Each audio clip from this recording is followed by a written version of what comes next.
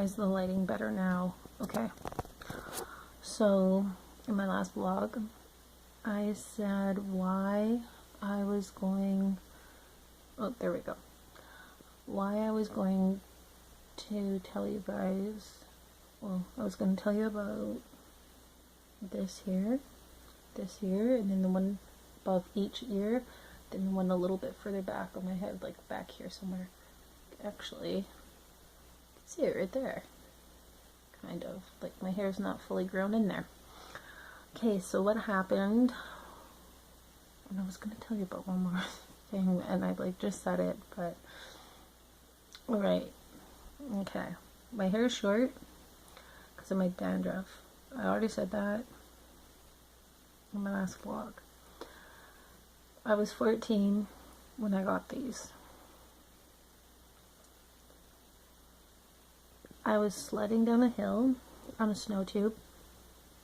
There was a tree that started off as like one main trunk, and then it branched off into two, so it made a V.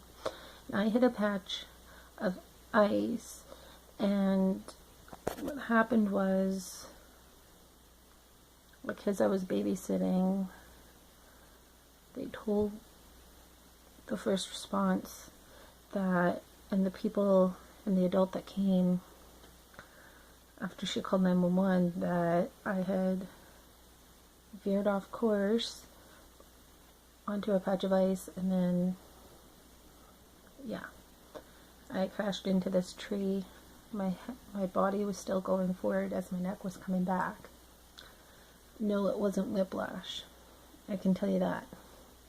It was a pancake fifth vertebrae. I'm, believe it or not, 30 now. So this was like 16 years ago now. This time 16 years ago, I was in the hospital. I had major surgery done so that my neck could heal, and I had one of those halo brace things on my head for 3 months. Like, I had like a pole here, and 2 in the front. Like on my shoulders, I had like this plastic thing with sheepskin, and it was just a living hell. Like, I even had to go to school in that thing, and yeah, so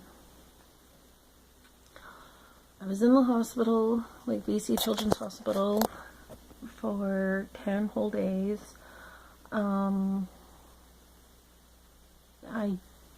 I was on so many drugs, I don't even remember SFA about it. I remember, the only day I remember is discharge day. And my mom went to go get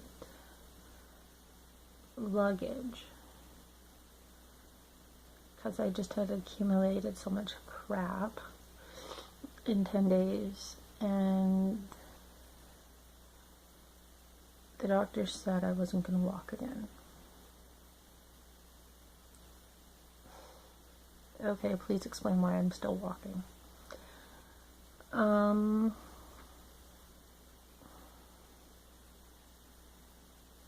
My best friend came with me.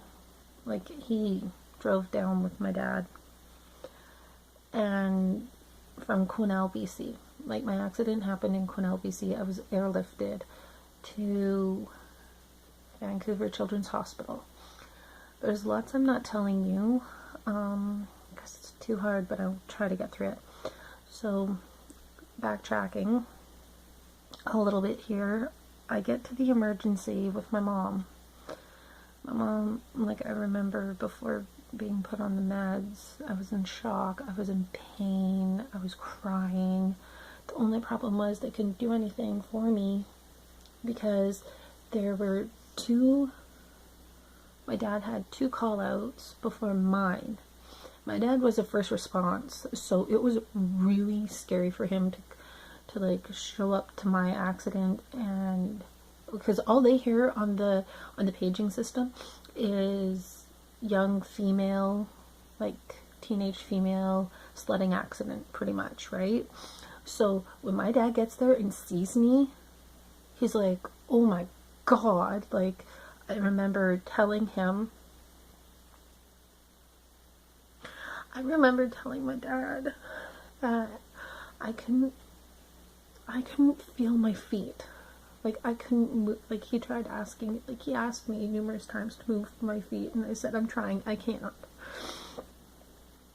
And then I looked at my dad, and I had blankets on me to keep me warm, because I was laying in the snow, and I looked at my dad, and I said, I feel cold.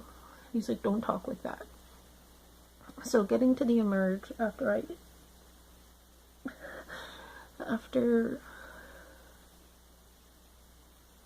was 8 hours after my accident, I get to the emergency in Vancouver, Children's. They're being airlifted out, and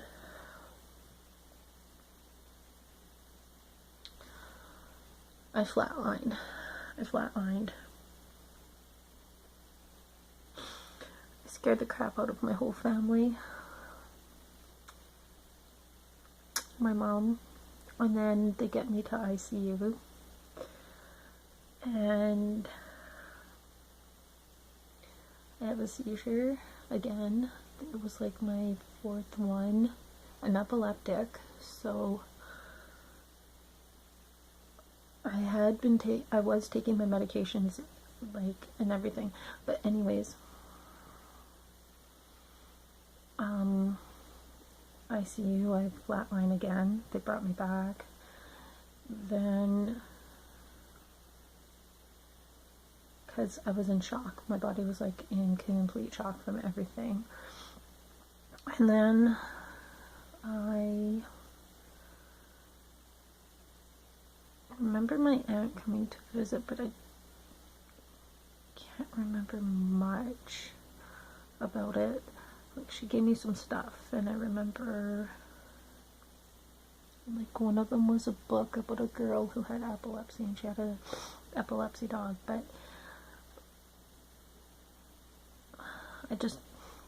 I've gone back